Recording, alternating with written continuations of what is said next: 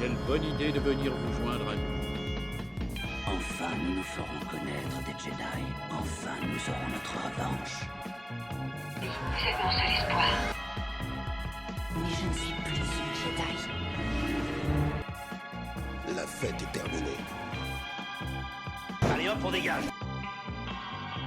Toi qui croyais que cette conférence serait ennuyeuse. Bienvenue dans le podcast Le Premier Désordre. Mission d'urgence, nous avons dû condamner les accès de notre vaisseau dû à l'explosion inopinée de notre propulseur central, que j'avais pourtant trouvé à moitié prix. Mais bon, ouf, certains de nos membres étaient déjà à bord, alors nous reportons le sujet prévu de Star Wars Vision, partie 2, à la semaine prochaine. Mais nous allons pouvoir donner le change avec un sujet surprise. Mais c'est parti pour le désordre des présentations.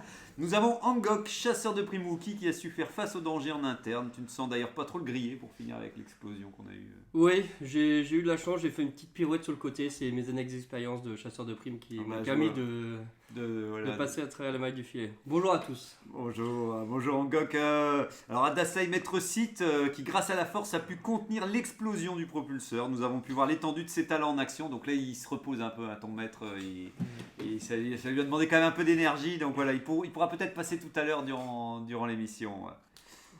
Et bien, on enchaîne avec Tony Porgesit qui a pu franchir in extremis le SAS. Ouf, il était pas à la dérive dans l'espace parce que ça doit pas être évident de rattraper un porc à la dérive en fait. Tu vas bien, Tony? Ça va très bien, et puis pareil, tout s'est bien passé pour l'entrée dans le vaisseau du coup. Ouais, tout juste, c'était tout juste.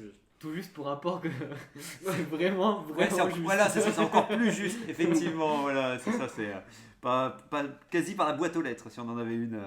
Un grand merci à Alvi et son droïde GA97 qui enregistre le débat pour les archives de l'émission. Alors Jetsam nous a contacté par holotransmission pour nous demander si on allait bien. Il est en train de dépêcher un bon réparateur pour la coque extérieure de notre vaisseau. Et moi-même, Zarklog Itorien, j'ai réussi tout juste à me planquer sous la table. C'est déjà un exploit, on va dire, en soi. Donc brocanteur de l'espace qui revient d'une super brocante et d'un déstockage massif sur Naboo. Alors des tas de trucs pas chers pour mon stock, et j'ai racheté aussi un ancien hangar de la rébellion désaffecté sur la bordure extérieure pour y stocker en fait tous mes achats récents en fait. Je vends rien aujourd'hui alors que je suis en train de faire le tri dans tout le bordel que j'ai acheté quoi. Donc voilà, et donc j'imagine que je ne sais pas qui a fait la chronique, mais bien entendu vu que c'était un sujet d'urgence, alors je ne sais pas s'il y a vraiment une chronique. Le maître était occupé de l'écrire dans son sommeil. C'est vrai, bon. Du coup, j'attends un appel dans la force, mais toujours rien. Bah, je pense que là on peut lancer directement le sujet d'urgence qu'on a extrait. Oui. D'ailleurs, je sais même pas si c'est pas toi Angok qui l'a proposé. Oui, alors on peut faire une introduction au sujet. À la volée, comme ça, sans préparation. Oui, après si tu veux, c'est vrai que j'ai complètement oublié, j'oublie toujours de parler des actualités, oui. ça y est, on peut commencer peut-être par ça. Je ne sais pas si quelque chose vous a marqué durant les dernières semaines ici pour les actualités. Du coup, j'ai une actu, moi, c'est par rapport à quelque chose de... Adassa, il en avait parlé il y a 2 ou 3 semaines, une série de 6 BD qui était en vente chez Carrefour à 3€ l'unité. Il m'a donné le premier tome, qui sont centrés sur Yoda et sur Mace Windu. Et pour l'instant, j'ai lu la partie sur Yoda qui était vraiment très très bien, j'ai trouvé. L'histoire était bien écrite, les dessins étaient bien faits aussi. C'était cohérent, il y avait vraiment quelque chose d'intéressant à faire. Donc là, j'ai vraiment envie de lire la suite. Et en plus, dans la BD, il y a 2 ou 3 pages au tout début qui présentent un petit peu les deux personnages et puis qui présentent aussi des anecdotes sur le film. Et du coup là ils expliquaient comment ça avait été un peu compliqué pour George Lucas de sortir le premier Star Wars à la base. D'accord, c'est cool. Donc c'était très intéressant. Mais ça se passe quand en fait le comics c'est durant la guerre des clones, non? Là l'histoire se concentre sur Yoda. Et l'histoire doit se passer peut-être 500 ans avant Obi-Wan et Luke. Et en fait, il y a un parallèle entre on voit Luke un moment revenir sur l'histoire qu'on a suivie de Yoda. Je sais pas si c'est très clair. Vers la fin, en gros, on suit Luke et on voit Luke arriver sur la planète qu'on nous a présentée avec Yoda. Ok, et d'accord. c'est bien fait, j'ai beaucoup apprécié.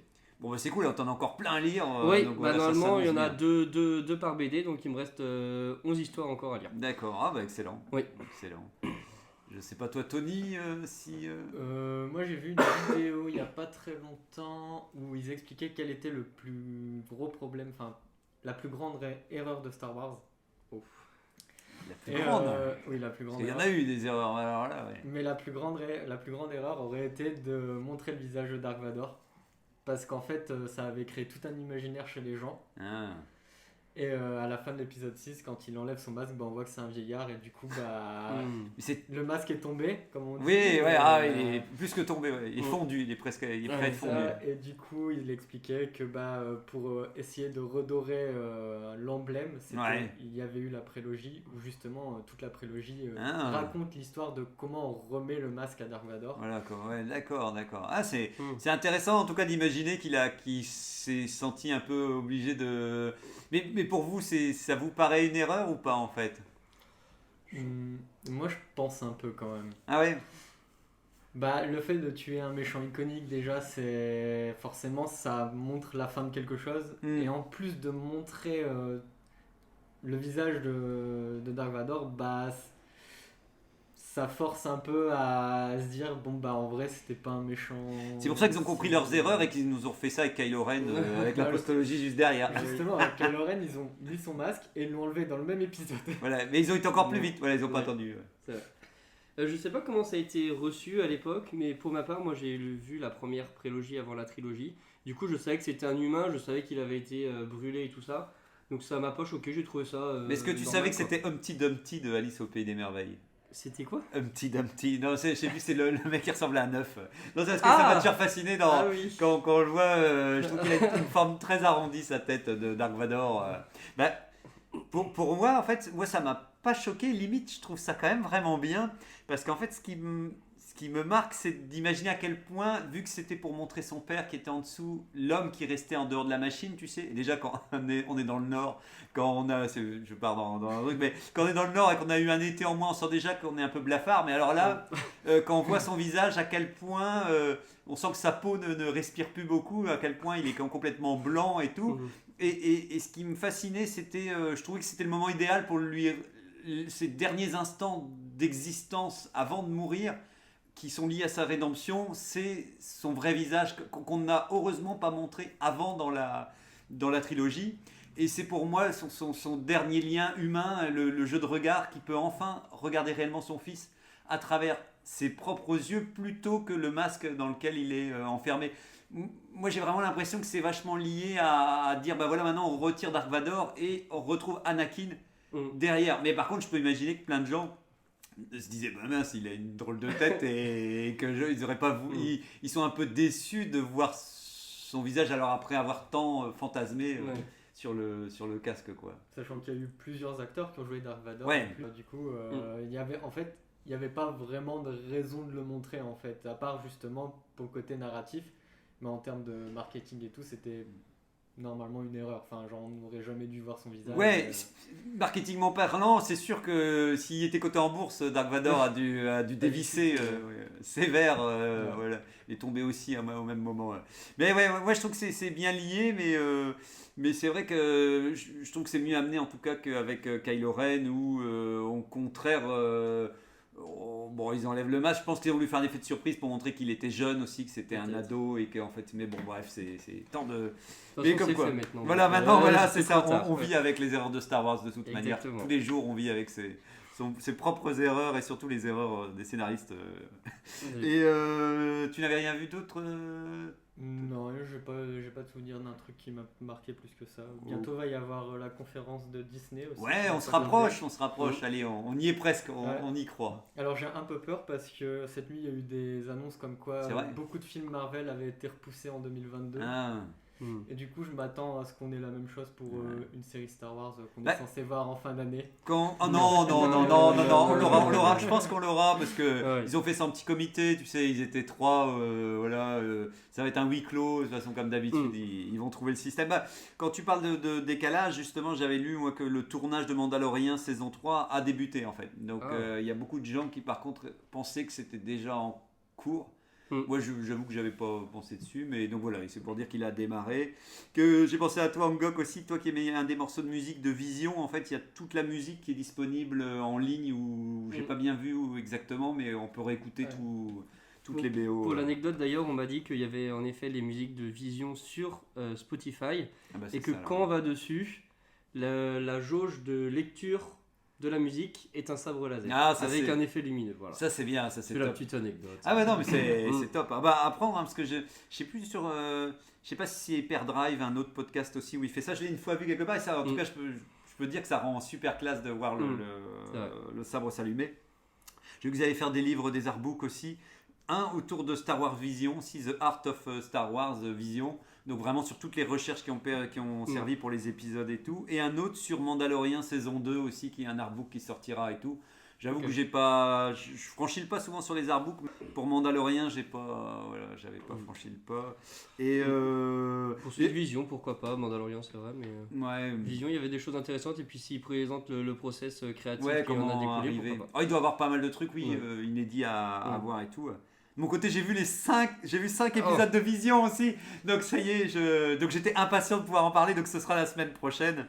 T'as vu les 5 derniers du coup ? J'ai vu les 3 derniers et après j'ai tiré un peu. J'ai pris le premier parce que voilà, les gens en parlaient beaucoup. Et le dernier qui se balade, il était où ? C'était celui avec le 9e Jedi, les deux jumeaux. Ah, okay. Parce que j'aime bien ce que fait le studio, donc j'étais curieux de voir et tout. Donc voilà, je suis un peu frustré, mais on en parlera. Voilà.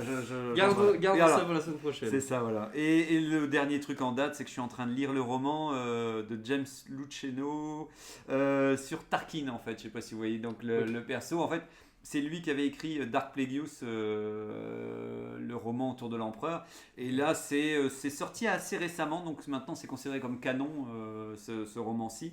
Donc voilà, je vous en reparlerai quand je l'ai terminé, peut-être la semaine prochaine ou dans 2 semaines. Okay. Et c'est intéressant. Ce ne sera pas le meilleur roman que j'ai lu, mais à la fin, quand tu le refermes, tu as plutôt envie de garder les parties les plus intéressantes et puis oublier un peu certaines parties un peu plus chaotiques. Bon, voilà, ça y est, je pense qu'on peut enchaîner avec le sujet du jour. J'ai reçu par la force. Tu vois, il fallait gagner du temps. Les communications de la force. Il fallait gagner du temps. La diade du côté obscur, ça marche bien. Du coup, je commence ? Ouais.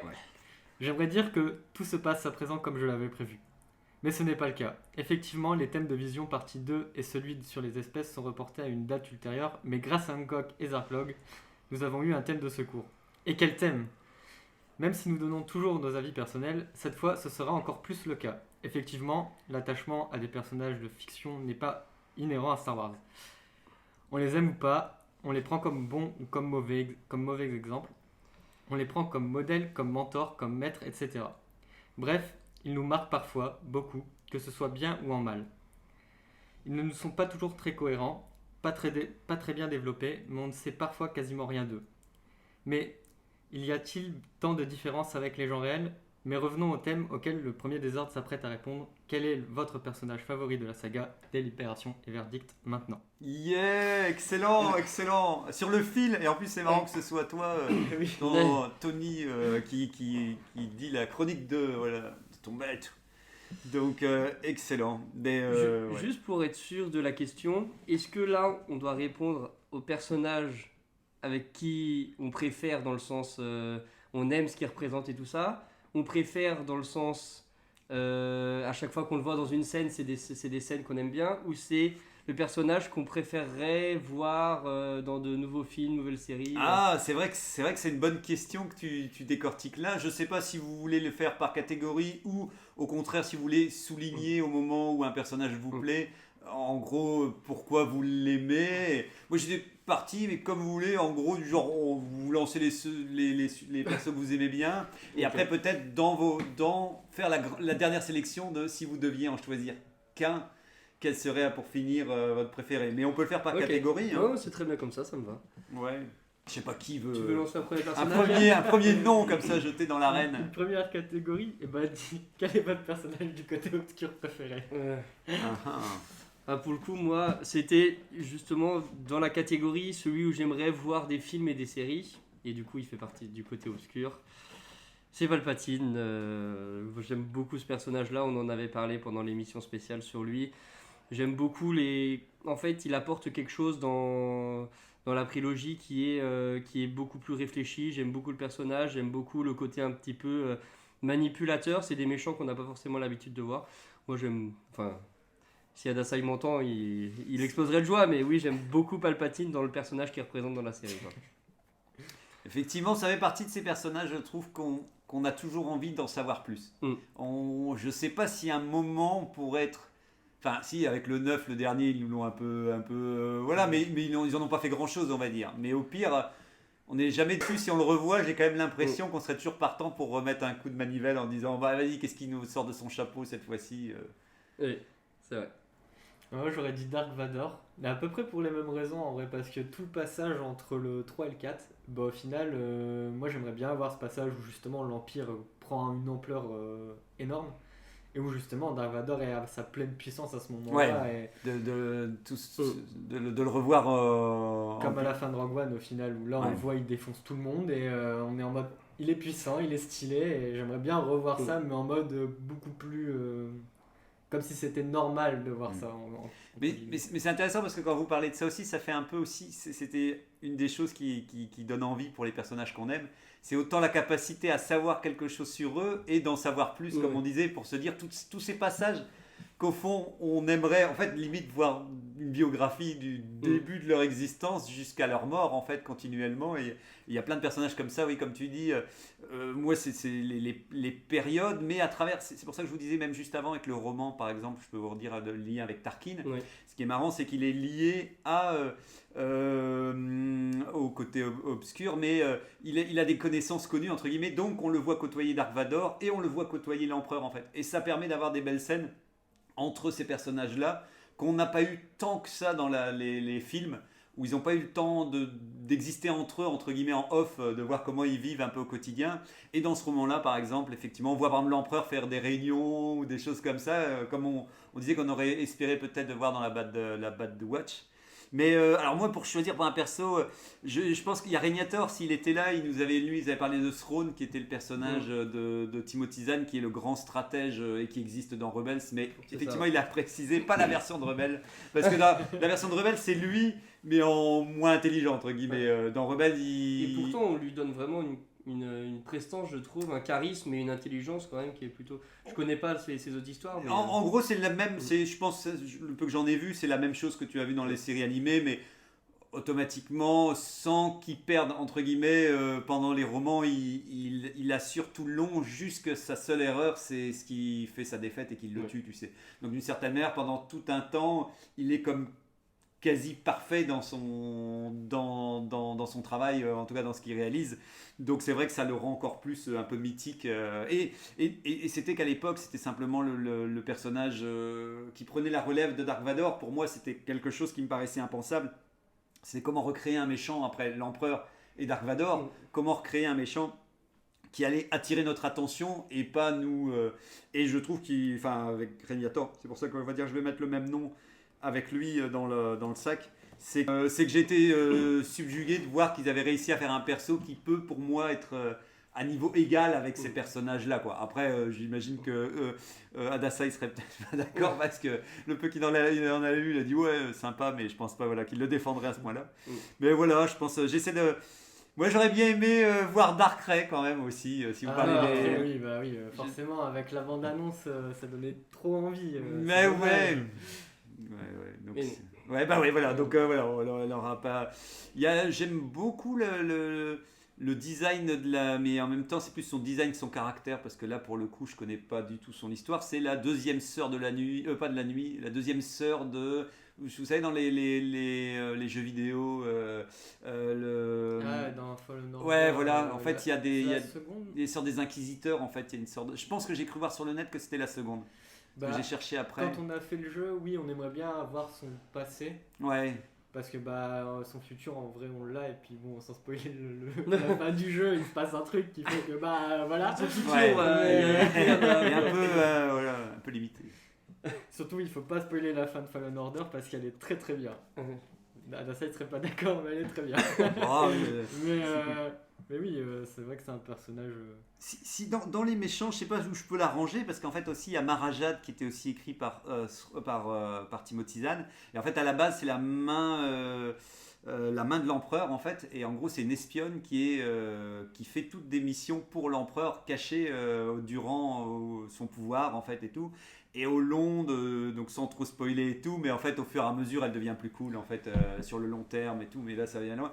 Et j'adore ce personnage là parce que justement j'avoue que j'ai beaucoup j'aime beaucoup les persos féminins et avec beaucoup de charisme et un caractère bien trempé. Donc là elle est parfaite, plusieurs fois elle affronte Luke et elle est vraiment balèze et elle utilise un sabre Jedi et tout, donc elle est en même temps Jedi, donc je ne sais même pas si à l'époque il y en avait encore beaucoup de figures féminines qui étaient en même temps considérées un peu comme... Enfin, c'est pas une Sith, c'est un peu comme Darth Maul pour le coup. Elle est un peu... elle a jamais... J'ai pas l'impression, je vais pas dire de bêtises, mais j'ai pas l'impression qu'elle était Sith, quoi. Elle travaille pour les méchants. Et donc voilà, enfin bref, pour dire que si je devais mettre dans le rôle des méchants, quoi. Si je peux mettre un dernier petit nom, moi, de mon côté, puisque le moi de mon passé, quand j'étais jeune, m'en voudrait si je le disais pas. Pendant longtemps, mon personnage préféré, et puis c'était un méchant, ça a été Grievous, parce que je trouvais qu'il avait vraiment une allure de dingue. Quand t'es gosse, tu vois ça.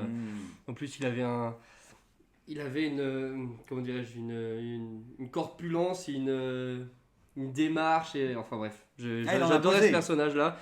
Après, bon, au niveau de sa personnalité... il n'a pas beaucoup de dialogue, donc je ne sais pas trop exactement comment il est. Mais en tout cas, il est mystérieux. Ouais. Disons que c'est encore une fois, ça fait partie de ces personnages où au fond... Après, dans Clone Noir, si je ne sais pas si tu continues à les regarder et tout, si tu aimes bien Grievous, tu auras un épisode axé sur lui. Okay. Tu n'en seras pas beaucoup plus, mais je me souviens qu'ils expliquent un peu. En tout cas, il a sa base secrète où il change ses membres et tout. Donc c'est pas... Mais en tout cas, peut-être que là, plus d'informations, mais je pense t'en sais un peu plus. D'ailleurs, c'est même surprenant pour le coup. On pourrait avoir un roman qui nous décrirait aussi comment il en est venu à se robotiser, parce que ça reste pas non plus... Là, pour le coup, c'est un personnage à l'inverse qui décide lui-même de se robotiser au fur et à mesure de son existence, quoi. Non, ça pourrait être intéressant. Mais généralement, les personnages qu'on aime, on a toujours envie d'avoir un film, une série, un livre sur... On est preneur. Ouais, on est preneur. C'est vrai qu'on... D'ici à ce qu'on soit vraiment rassasié, je pense que... Il y a de la marge. Je sais pas si vous voulez changer de catégorie. Les gentils. Bah du coup, on va faire les gentils alors. Allez. Bah, moi, c'est quelqu'un qui est à ma taille. Yoda. Il est plus grand quand même. Mais pas beaucoup. D'une petite tête. Oui. Ah bah comment ne pas citer Yoda, ouais, ça c'est vrai que ça reste... Enfin je sais pas pour toi, qu'est-ce qui... Ouais. Bah déjà parce que dans la trilogie originale, il est vieux et du coup c'est un peu touchant quand même, tout ce côté de... Il donne un héritage à Luke et tout. Et après, dans la prélogie, bah, au final, c'est peut-être le personnage qui me paraît le mieux écrit, on va dire, dans le sens où, genre, tu sens que c'est quelqu'un qui sait beaucoup de choses et qui, du coup, a beaucoup plus les pieds sur terre que, par exemple, tous les autres maîtres Jedi ou autres. Et du coup, voilà, c'est pour ça que je l'aime assez bien. Et parce qu'il y a Grogu aussi dans Mandalorian. on peut les mettre dans l'enfer, hein. Tu peux le citer en même temps, donc Grogu aussi, tu l'aimes bien. Bah, Grogu je l'aime bien, mais c'est parce qu'il est mystérieux en vrai. Mais c'est au final tout l'inverse de Yoda où justement on sait beaucoup de choses sur lui et même au final. En même temps, on espère que Grogu, ils sont liés par la même espèce, donc on a envie de les lier ensemble pour le plaisir. Ouais. Pour le coup, moi, si je devais en mettre un, j'ai du mal à choisir, mais je mettrais Qui-Gon Jinn parce que je trouve que ce personnage-là, mais un peu pour les mêmes raisons que Yoda, je trouve qu'il dégage une sagesse, mais aussi un progressisme. Il émet des bonnes idées à chaque fois. J'aime bien les relations avec les autres personnages qu'il a. Il est un petit peu manipulateur parfois, mais pour jamais avec un mauvais fond. Et je trouve que ce personnage-là est très bien écrit. Pareil, là encore, frustré de ne le voir que pendant un seul film. Mais j'aime beaucoup ce personnage-là et une grande déception quand je l'ai vu mourir la première fois. C'est vrai que c'est quasi, pour ma part, j'ai l'impression que c'est le meilleur Jedi, quoi. Entre son niveau de puissance. C'est vrai qu'on a l'impression qu'il est très puissant. Ouais. Et c'est vrai que, comme tu dis, il est un peu en avance sur son temps. Enfin, on va dire, par le fait qu'ils l'ont mis en dehors de l'ordre et tout, et j'ai l'impression qu'ils l'ont rendu et hyper bienveillant, comme tu dis, hyper bienveillant avec tous les gens qui l'entourent. Aussi bien, c'est surtout la relation avec Anakin quand il est petit et tout ça, on sent vraiment, si je me souviens que quand on avait fait l'émission particulière avec Juliette, leur série, pour savoir comment on aurait pu sauver Anakin, peut-être que c'est lui. Si je devais choisir une personne qui aurait peut-être pu sauver Anakin, je pense qu'il en aurait été capable. Sincèrement, le voir si bienveillant même avec Jar Jar, pour finir, il est un peu... tu sens qu'il louspille un peu ou tu sens qu'il énerve, mais il essaye de contenir quand même sa frustration malgré tout. Tu sens que d'ici à ce qu'il s'énerve. Mais ouais, très bon choix. Moi, c'est vrai que du côté des gentils, alors après, dans les sont peut-être un peu... moi, Leia, je reviens souvent quand même, mais on pourra peut-être la mettre dans la catégorie des personnages politiques, ou je ne sais pas, mais en tout cas... Le gentil qui sert à rien. En fait, le problème, c'est que je pense que... moi, c'est vrai que j'ai peut-être la déformation d'avoir lu, tu sais, des romans où elle est présente, mais en fait, à chaque fois, malgré qu'elle n'a pas la force et malgré qu'elle n'a pas de pouvoir... Au niveau diplomatique, c'est vrai qu'on le voit moins dans les films, mais en fait, plein de fois dans les romans, elle arrive toujours à débloquer des situations grâce à ses dons diplomatiques et elle a vraiment un talent pour ça et tout. Et j'avoue que moi, comme je dis toujours, j'aimais bien avec les persos féminins avec du caractère et le fait que justement, elle ne se laisse pas... c'est elle-même qui prend les armes directement pour quitter elle est tout de suite, elle s'impose quand même comme une figure forte malgré tout, avec ses limites, je pense, dans cet univers, de se dire que c'est pas une Jedi. Et c'est même intéressant aussi parce que dans les romans, on sent qu'il fonctionne vraiment sur... Elle finit par apprendre à devenir Jedi, mais il y a même un principe de renoncement en disant je peux pas tout faire dans la vie, donc elle apprend un peu à devenir Jedi, mais vu qu'elle est forte en politique et qu'on a besoin d'elle aussi dans la galaxie par ce métier-là, il y a une histoire de renoncement aussi en disant tant pis, je serai jamais une Jedi complètement, et ça la frustre, mais en même temps, elle a été à plein d'endroits qui ont aidé aussi la galaxie à aller mieux et tout. Et donc moi je l'adore, en même temps je la trouve top, donc c'est vrai que le fait qu'elle est après la postologie, elle est revenue en étant moins présente, elle est automatiquement, mais bon, c'était dû à l'âge aussi, on pouvait pas refaire un personnage dans le même esprit, mais donc voilà, je dirais quand même Léa pour les gentils, quoi. On a quand même eu une petite scène, il me semble, dans l'épisode 9 du coup, où Léa, elle apprend à devenir Jedi. Je crois que c'est dans l'épisode 9. Dans la postologie, inversement, là, ils te montrent comme quoi elle s'entraîne avec Luke, et ils te font un clin d'œil pour dire qu'elle est tout aussi puissante que lui et tout. Donc oui, dans cette variation-là, t'as l'impression qu'elle est beaucoup plus Jedi que dans le légende. À la fin de la postologie, Et pour le coup, c'est vrai que la partie diplomatique, on la voit pas. Les images que j'ai de Leia, généralement, c'est dans la trilogie. Elle est soit prisonnière, soit elle est en train de sympathiser avec les Ewoks sur Andorre ou tout ça.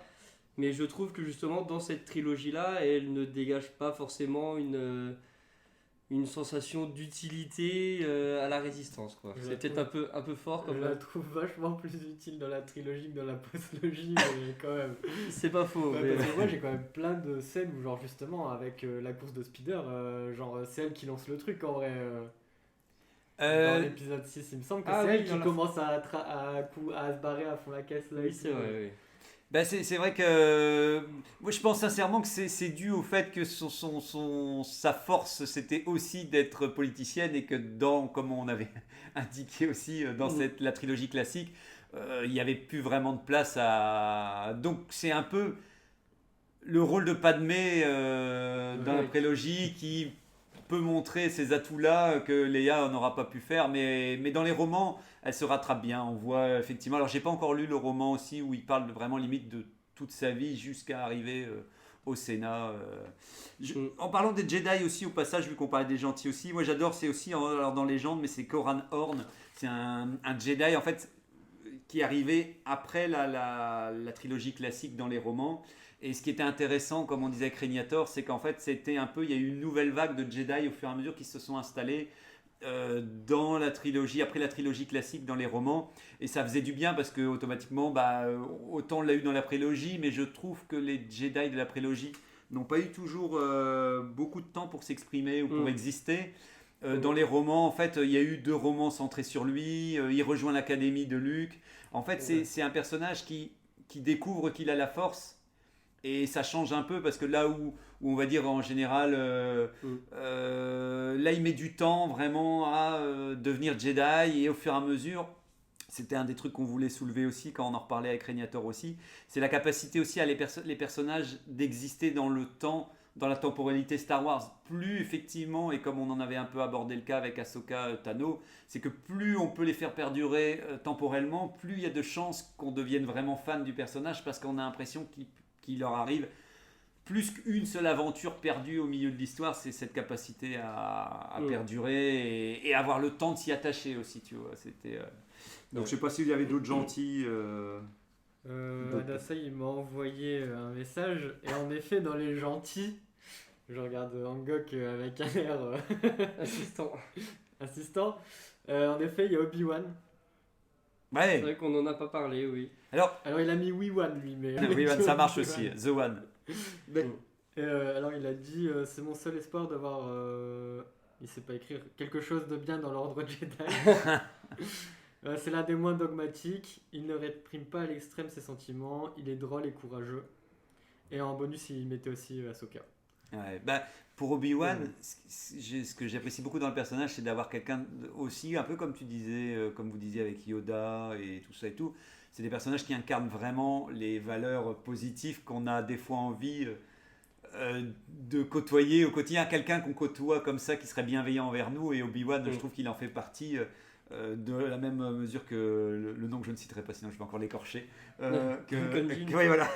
Que tout à fait. Et ça fait du bien. Moi, j'adore ce genre de personnage où jusqu'au bout, oui, on a l'impression qu'il n'a pas de défaut. En tout cas, il n'est pas négatif.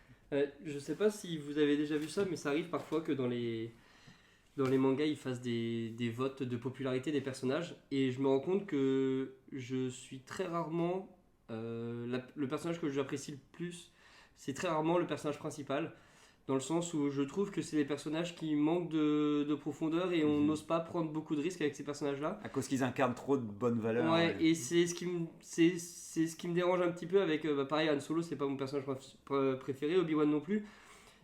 Oui, je les aime bien, ils sont bien, mais... Et Han Solo, il est quand même... Justement, il manque quelque chose, je trouve. Il manque le côté... ils ont des défauts, ils sont pas parfaits, ils incarnent quelque chose d'un peu différent, tout ça, je les aime bien, mais pas de là à dire que c'est un personnage principal. De ce que tu me dis là, en fait, moi, c'est comme tu dis, ce qui est bien, par exemple, avec Obi-Wan, c'est par exemple, c'est pas complètement le héros de l'univers, tu vois. Comme tu dis, c'est plus compliqué quand c'est vraiment le personnage central, où tout doit passer par lui. Comme tu dis, c'est un peu compliqué. Même si j'en profite, je mets dans la sacoche de la part de Régnator, Luke. Oui. Lui, c'est son préféré, en fait. Oui. Parce que justement, il disait quand il était gamin, c'était vers lui.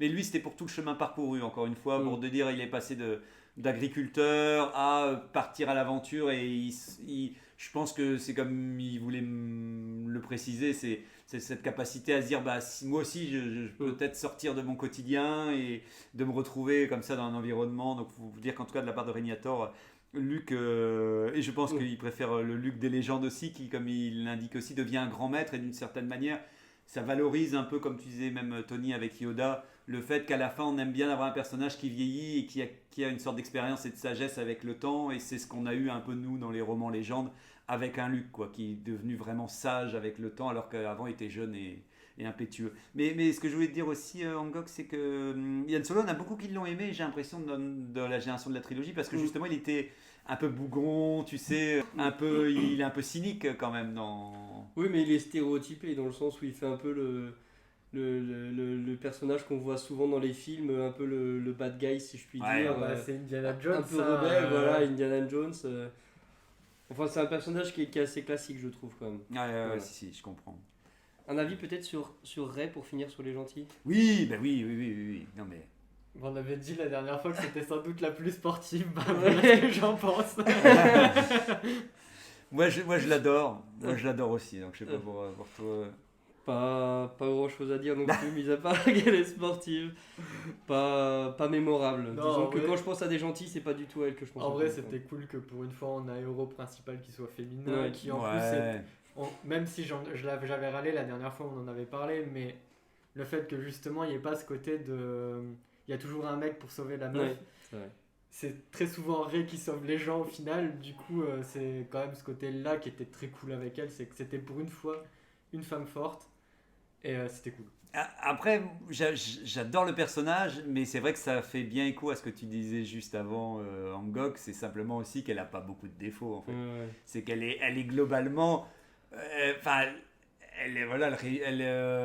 heureusement, dans le dernier épisode, ils ont commencé à lui donner... À un moment, il fallait quand même lui donner des doutes et lui donner... Et c'est ça qui est intéressant, je trouve, dans le dernier. C'est quand même un minimum de montrer qu'elle a les capacités de nuire quand même autour d'elle et que...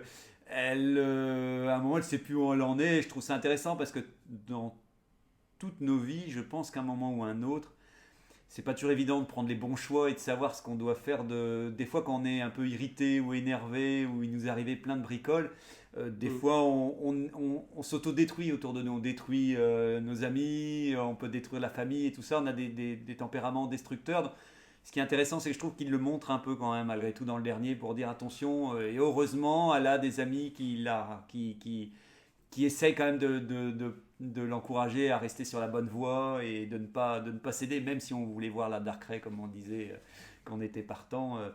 Donc effectivement, en fait, c'est vrai que tu as bien raison de la rajouter. Avec ce personnage-là, ça m'est arrivé plusieurs fois, et j'aime pas du tout le genre de ces personnages-là. Quand tu regardes le film, tu dis mais non, fais pas ça, c'est trop bête.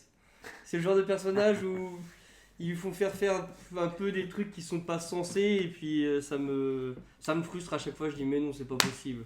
Pas ça, est-ce que tu as pu un exemple Par exemple, quand elle dit j'ai pas envie de vous mettre en danger, je vais partir toute seule. Je dis mais non, fais pas ça. quand elle veut essayer de convaincre Kylo Ren en essayant d'être son ami, je dis mais non, fais pas ça. Ça manque un peu de cohérence parfois, et j'ai du mal avec ce genre de personnage là. Ouais, disons que c'est sûr qu'il y a ce côté, on peut être bienveillant, mais faut pas non plus. Voilà. Là, on l'a fait passer pour la trop gentille qui veut aider tout le monde. Elle devrait d'ailleurs aider encore plus de monde, des extraterrestres blessés sur la route. Parce que c'est vrai que c'est sûr que oui, vu qu'elle aide les animaux, elle aide le serpent aussi qui est blessé dans le œuf. Oui, c'est vrai qu'il y a... C'est vrai que là où on touche peut-être à la limite de la bienveillance, là où un Obi-Wan, on est content aussi qu'il sort ses petites blagues et qu'il est un peu, il remet les choses dans le contexte. Effectivement, là, elle a trop peut-être ce rôle de héros, d'héroïne à devoir prendre sur les épaules et effectivement, heureusement qu'ils ont réussi un peu à noircir le tableau, on va dire, vers la fin, quoi. Ouais, je suis d'accord. Donc je ne sais pas quelle autre catégorie. Votre personnage secondaire préféré. Ouf. Secondaire. Qui on met dans secondaire? Ouais, parce que, attention, par exemple, moi j'en ai un juste en face des yeux, si vous voulez. Voilà. Vas-y, c'est ça parti. peut être Chewbacca, C3PO, Jar Jar, ça peut être. Si, ça peut être Sebulba, enfin ça peut être tout plein de personnages. On te laisse démarrer. Ouais, ok, c'est moi qui commence. J'aime beaucoup Chewbacca, c'est pour ça que j'ai choisi Ewok. C'est pour ça que je voulais qu'on parle des personnages secondaires. J'aime beaucoup Chewbacca. Bizarrement, il apporte pas grand chose, dans le sens où on pourrait l'enlever et ça changerait pas grand chose à l'histoire. Et pourtant, je trouve que ça fait partie, quand on imagine ce que c'est Star Wars, on imagine tout le temps Chewbacca parce que c'est le seul personnage de la trilogie, je veux dire, principal, qui n'est pas humain. Et je trouve que en fait, c'est le représentant c'est un univers et il n'y a pas que des humains. Et donc j'aime bien ce personnage-là pour ça, quoi. Et puis il met en relief à Han Solo, donc voilà. Et moi je sais pas pour toi, mais j'adore les histoires d'amitié entre deux personnages et tout. Et donc là c'est une superbe amitié entre les deux larrons. Et puis en plus il a eu sa médaille à la fin de l'épisode. Voilà. Bon, ils l'ont donné. T'as l'impression que c'était un déstockage aussi. Hein. D'ailleurs je peux vendre des médailles de David si vous voulez. J'en ai récupéré quelques-unes. En fait il y en a toute une caisse. Super. Ça perd un peu de son prestige. Ouais, mais il n'en avait pas eu dans la trilogie principale. Non, mais Chewbacca est un très bon personnage. Comme ils disent en anglais, un sidekick. Mais c'est important. Alors moi je mettrais dans la balance. Alors quand tu nous proposes cette catégorie Angok, un BB-8. Par exemple, BB-8, je veux dire, moi, il m'a tout de suite convaincu, et typique ce personnage qui aurait pu devenir énervant, comme je disais, même comme un gros goût, ou ça aurait pu m'énerver parce qu'il en fait trop. Je trouve qu'encore une fois, les droïdes marchent super bien, donc tout de suite assez attachant et voilà. Plus que R2D2. Le problème d'R2D2, c'est vrai que non, si je devais choisir, je donnerais R2D2 parce que c'est le droïde, c'est lui qui a créé un peu comme Chewbacca, on va dire, l'origine de ce genre de relation. Après, c'est un peu une sorte de continuité, comme il y a eu Anakin avec son. D'ailleurs, enfin, c'était plus R2D2 aussi, d'ailleurs, parce qu'il avait aussi un petit robot dans son. Mais ouais, non, si, allez, R2D2 plutôt et tout. Toi, en personnage secondaire, il y a Mace Windu, Lando, Boba Fett, ou des trucs comme ça aussi. Ok. J'aurais pas dit C3PO déjà, ça c'est sûr. Je pense qu'en termes de personnage énervant, il est au-dessus du lot, mais je pense qu'il est même pire que Jar Jar à ce niveau. Ah ouais, non. Jar Jar, il a un côté touchant, je trouve. Ah ouais. Ouais. Et pourtant, Jar Jar, c'est compliqué. Ouais. Oui, non, c'est sûr qu'il est pas irritant de la même manière, effectivement. Ouais, Mace Windu quand même, il est un peu stylé quoi. Il est avec son sabre violet. Mais ouais, au niveau des personnages secondaires, je dirais pas forcément que c'est la force de Star Wars quoi. À ce niveau-là. Tu veux dire qu'ils sont tous secondaires? Bah, ils sont tous très secondaires et cantonnés à faire un seul truc de leur vie. Chewbacca, son truc c'est d'être le pote à Han Solo, et puis quand il c'est le principe d'un personnage secondaire. T'as Chewbacca qui est en mode bon bah je vais manger des porgs. Quand t'es oui, non, mais oui, quand t'es un perso secondaire, on te fait un peu poireauter dans Star Wars, c'est vrai. On te laisse un peu en plan des fois. C'est dommage du coup qu'il y avait quasiment que ça dans l'épisode 9 du coup. Avec Poe Dameron et j'ai déjà oublié son nom. Finn, oui. Franchement, c'est chaud. Tu les considères comme personnages secondaires Ah Finn, oui. Clairement, après l'épisode 7, il servait plus à grand chose. C'est pas faux. Et Poe, j'ai pas de scène iconique de lui, alors qu'avec Han Solo, tu vois, j'en ai par exemple. Oui. C'est vrai. Oui, c'est vrai que ces deux personnages-là non plus ne m'ont pas marqué non plus. Ouais, c'est vrai que disons que c'est pas évident de trouver tout de suite un perso secondaire, à part effectivement dans le relationnel entre deux personnages et tout. Padmé peut-être. Padmé c'est pas vraiment secondaire. Ouais, parce qu'elle est quand même forte sur le devant quand même, elle est sur le devant de la scène aussi, donc non ouais c'est vrai que dans les persos secondaires. Ouais, c'est vrai qu'il a l'air intéressant. Ouais. Et Boba Fett, il n'y a personne, je pensais qu'il allait ressortir directement. Le problème c'est maintenant on le redécouvre, mais avant je trouve qu'il était tellement, tu sais, un peu dans l'ombre que je l'aurais pas mis en perso secondaire. Enfin, le problème c'est que j'ai essayé de trouver les interactions que j'ai eues, tu sais, dans les histoires en disant qui c'est qui m'a touché et tout, mais c'est sûr, il en fait partie aussi. Et mince, je perds ma feuille. Mais non, c'est vrai que tout à fait. Bon, maintenant, c'est vrai que on va voir ce que ça va donner quand il devient le personnage principal plutôt que tertiaire. Quand il devient gros. Quand on prend de l'âge, C'est vrai qu'on fait un peu de sport, oui. Encore dans les temps et tout. J'essaie de vous trouver des persos secondaires, mais alors. Moi, ce que j'aime aussi, c'est la capacité aussi quand même dans l'univers des fois de faire de personnages secondaires des personnages principaux, comme on disait tout à l'heure. Par exemple, dans les romans X-Wing que j'ai vus, il y avait Wedge Anti, qu'on ne voit que Wedge Anti. En gros, il fait partie de l'escadron, je sais plus, Red ou un truc comme ça. Alors, on le voit quasi pas dans la trilogie classique. Tu sais, c'est un mec qu'on voit sur 3 plans pour dire, c'est lui qui dirige l'escadron quand il y a Luke qui vient avec lui pour aller détruire l'étoile noire. Et en fait, dans les romans, ça en devient un perso principal et un des principaux. Et puis pour finir, ils le mettent vachement en avant. Et en fait, c'est cette capacité à faire exister le personnage, alors qu'avant, pour moi, il n'avait aucun intérêt. Et limite, je ne le calculais même pas. Et je sais que certains en étaient fans, parce que ceux qui sont fans des vaisseaux et tout ça, automatiquement pour eux, il avait une importance. Mais la capacité à, si vraiment ils s'en prennent la peine, de réussir à faire des personnages dont on n'aurait peut-être pas apprécié l'existence, à en faire des persos, limite un de mes favoris. Par exemple, même maintenant, Wedge Anti, je le range dans plein d'autres personnages qui étaient quand même vraiment Et c'est marrant cette capacité à pouvoir faire évoluer un personnage, à le ranger plus dans tes tops. Mais comme on disait tout à l'heure, c'est aussi peut-être plus on passe du temps avec, et s'ils ont réussi quand même à en faire quelque chose, plus on a des chances de le mettre, on va dire, en haut de notre top 10. Je sais pas si vous avez eu le cas pour vous, un personnage dont au début ça vous faisait pas, il vous faisait pas de l'œil, et au fur et à mesure, en fait, il a gagné votre estime entre guillemets par le temps. À part Grogu dans Mandalorian. En fait, ils ont tous perdu d'estime. En fait, ils ont tous... Non, en fait, en vrai, tout à l'heure je parlais de c'est dommage qu'on a enlevé le masque de Dark Vador. Je pense la même chose du Mandalorian en fait. Quand il a enlevé son masque, c'était pas évident ça. Ça a un peu tout gâché.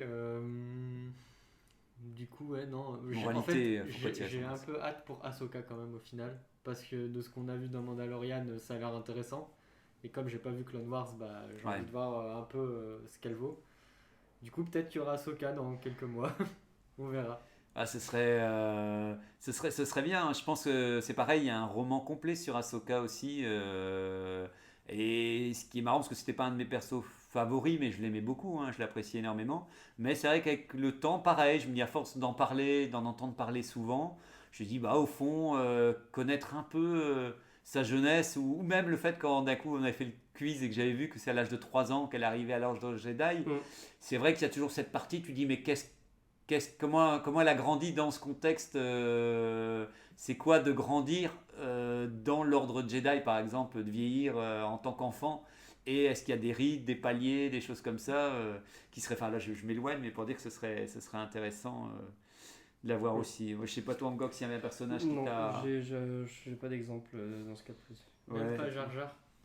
Non, Jar Jar, je l'ai aimé dès le début, puis je l'ai aimé jusqu'à la fin. Ouais, voilà, il est resté constant. Il est resté là-haut. Là-haut, ouais. Bon, non. Ça va alors, ça va, s'il est là-haut. Je ne sais pas, il y a des personnages peut-être, tant qu'à faire que vous n'aimez pas, vous dites non, pas lui, je rêve pas le voir dans la trilogie, ou enfin dans la saga plutôt. Ouais. Oui. Oh mon Dieu. Aïe. Non.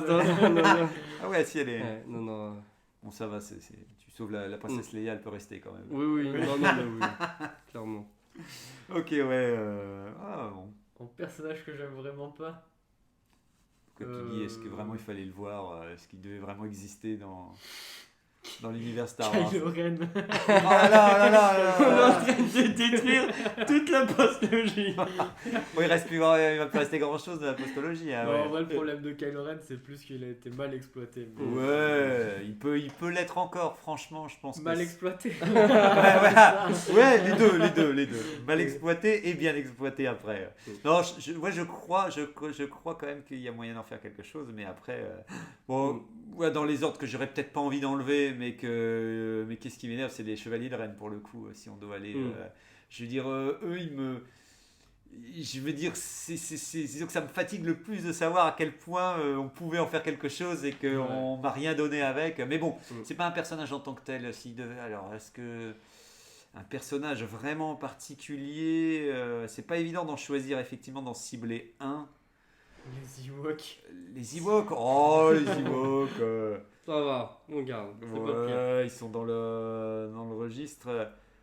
Oh là là,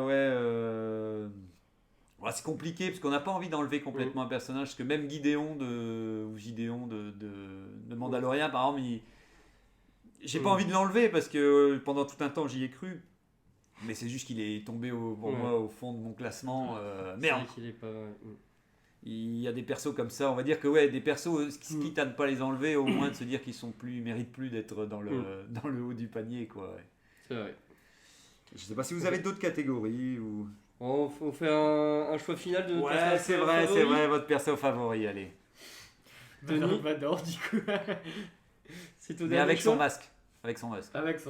Pour du masque obligatoire. Je vais... Un seul. Ouais, c'est vrai.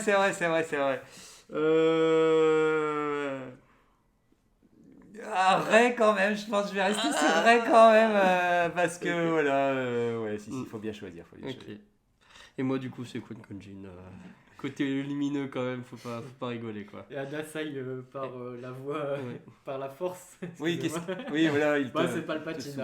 C'est Palpatine quand même, numéro 1, ça va. Et non Obi-Wan. Oui, mais il apprécie énormément Obi-Wan, quand même. Voilà, mais Palpatine reste quand même en number 1. Eh bien, ma foi, alors pour terminer l'émission, vite, je vous avais préparé le moment du Star Quiz. Alors, il n'y aura pas la semaine prochaine, l'émission sera sur le thème donc, de Star Wars Vision partie 2. Alors, en ce jour, vous jouez juste pour faire entrer votre ultime personnage favori au panthéon des fans. C'est parti, donc voilà. Allez. Entre vous deux, ce sera entre vous deux. Question 1, un point cosmique. Qui est Iden Versio? C'est celui qui a créé les plans de l'étoile noire. Enfin, qui a créé l'étoile noire, donc même carrément, non? Alors maintenant, non, malheureusement, ce n'est pas ça. Malheureusement, c'est d'un coup, heureusement que j'ai noté la réponse. Sinon, moi-même, j'ai eu un doute. Tu m'as fait douter. Je sens que tu essaies de manipuler mon esprit. Iden Alors, c'est elle au féminin, si vous voulez que je vous donne un indice. Bah, c'est sa femme, du coup. Alors, je ne connais pas ses liens familiales. Non. En gros, alors on va dire que il n'y aura pas de point pas de point cosmique. C'est une humaine issue de la planète Vardos qui a servi les forces impériales. C'était dans le jeu de pilotage là qui est sorti récemment. Ouais, c'était pas évident. Oui, c'était Squadron. pas évident. Ouais, Squadron. Ouais. Question à 2 points cosmiques. Qui est Finis Valorum? Valorum, pardon. Valorum, c'est un méchant, ça. Ah, c'est un méchant. Général Valorum, c'est un général Valorum méchant. Alors, moi, Dongok, et toi, Tony? C'est quelque chose comme ça. Valorum. C'est quoi son nom? Ah non, Valorum, c'est un député. Un député dans la prélogie. C'est l'ancien qui a précédé tout à fait, c'est le Palpatine. chancelier Valorum, suprême de voilà. République avant. C'est Oh ça. là là, Très fort. 2 points cosmiques. Il est sorti de très très loin celui-là. 2 points cosmiques de Dongok. Et donc la dernière question à 3 points. Alors ça va être dur automatiquement. Qui est Jocasta Nou? Jocasta Nou. Je sais pas, ça doit être un mec dans la cantine. Une dame. C'est une dame. Je vais vous donner des indices. C'est une dame assez âgée qu'on voit dans la prélogie. Elle est sur Coruscant. Elle est du côté des Jedi. Ah oui, dans la bibliothèque. Oh, bravo, voilà, effectivement. C'est la bibliothécaire de Voilà. Alors moi je savais même pas que c'était une Jedi. puissante et sage Jedi. Pour moi c'était que la bibliothécaire, mais Pareil. comme quoi en fait elle a vécu les dernières années de la République avant de devenir bibliothécaire effectivement et tout. Ouais, donc c'est Twangok qui peut donc mettre au Panthéon. Quan Kon Jin, s'il Voilà. m'entend. Mais voilà, il serait fier de savoir que oui. justement il n'est pas oublié malgré qu'il n'est pas apparu si longtemps que ça. Bon, bah c'est cool. Bah, merci à vous d'avoir pu venir en mission extrémiste, in-extrémiste plutôt qu'extrémiste. Ah bah moi c'était une extrémiste, c'est passé à ça de la porte. Voilà, pour pouvoir parler d'un nouveau sujet, le temps qu'on essaie de sortir de nos esprits nos personnages favoris. Et au plaisir de se retrouver la semaine prochaine avec Adasai alors et toute l'équipe pour la suite. Merci. Merci. Bonne fin de journée. Salut. Merci, au revoir.